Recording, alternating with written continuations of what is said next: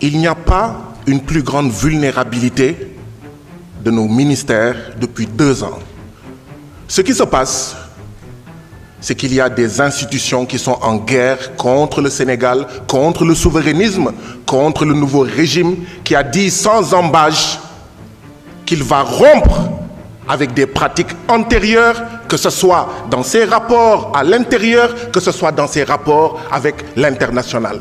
Cette guerre se traduit effectivement par des attaques. Cette guerre se traduit aussi par le FMI qui louvoie avec nous. Le FMI qui est co-responsable de cette dette cachée. Le FMI qui avoue qu'il n'a jamais vu une dette cachée aussi importante. Le FMI qui s'est tué pour ne pas porter, pour ne pas créer de problème à son candidat, à son partenaire, Macky Sall et l'APR. Oui, il y a une guerre contre le Sénégal. Et il y a, oui, des Sénégalais qui sont avec ces institutions, qui mènent une guerre contre le Sénégal. Et parmi ces Sénégalais, il y en a qui sont ici, qui sont des traîtres à la patrie, parce qu'ils collaborent avec des institutions dont le rôle quotidien est l'expérience souverainiste sénégalaise ne doit pas marcher pour ne pas que toute l'Afrique aille vers le souverainisme. Parce que oui, le souverainisme n'est pas une condition suffisante pour sortir de la pauvreté, mais c'est une condition nécessaire. Monsieur le ministre, je vous présente mes condoléances parce que je n'étais pas là. Ce n'est pas pour raviver une douleur, mais vous savez qu'il n'y a jamais suffisamment de prières. Je prie pour notre enfant, qu'il repose en paix. Je prie pour vous, sa mère, les membres de sa famille, afin que Dieu vous donne suffisamment de force pour faire face à cette épreuve. Il n'y a jamais suffisamment de prières. Je sais que vous êtes forts. Considérez cette énième prière comme une marque d'affection et une marque de solidarité dans ce moment d'épreuve. Monsieur le ministre, vous savez que quand votre prédécesseur était là, Monsieur Moustapha Ba, que son âme repose en paix, j'ai régulièrement posé plusieurs problèmes, dont celui des prestataires du PROMAF.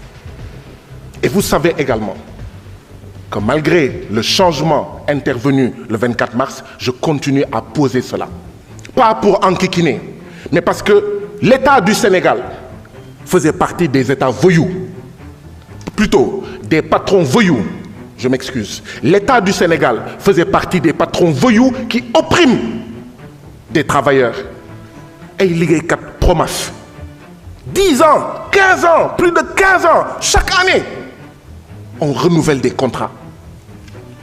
La rupture, c'est aussi cela.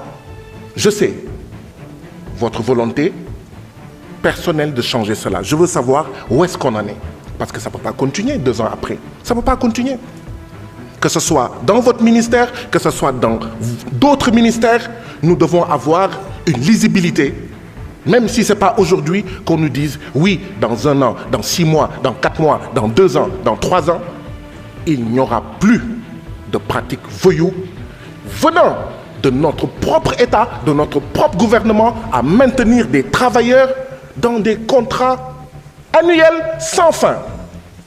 Où est-ce qu'on en est, monsieur le ministre, par rapport à cela? Monsieur le ministre, oui, j'ai interpellé plusieurs membres du gouvernement sur la situation de l'hôtel King Fahd Palace. Le King Fahd Palace, c'est notre hôtel, c'est notre patrimoine à nous, Sénégalais. Vous avez été l'un des rares à me répondre. Je pense que le gouvernement ne nous dit pas réellement ce qu'il veut faire avec l'hôtel King Fahd Palace, ou plutôt à travers les actes, le gouvernement peut-être est en train de nous parler. Racine Sy, à la tête du King Fahd Palace, a été épinglé par l'IGE. Macky Sall a posé son coude dessus. L'IGE a dit il faut casser ce contrat. Le King Fahd Palace, où nous amenons tous nos invités, mais il est en train de menacer ruine. C'est comme en Tangana. Il ne respecte rien là-bas. Il ne fait que s'en mettre plein les poches au détriment de nous, Sénégalais, parce que cet hôtel nous appartient. Qu'est-ce que le gouvernement peut faire Avez-vous une lisibilité? D'accord? Vous, parce que c'est notre patrimoine, avez-vous une lisibilité par rapport à cet hôtel? Qu'est-ce que le gouvernement veut faire? Parce que ça ne peut pas continuer ainsi. Oui, le dialogue national, c'est à l'Assemblée nationale. Le dialogue national, c'est dans les conseils municipaux. Le dialogue national, c'est dans les conseils de développement de quartier.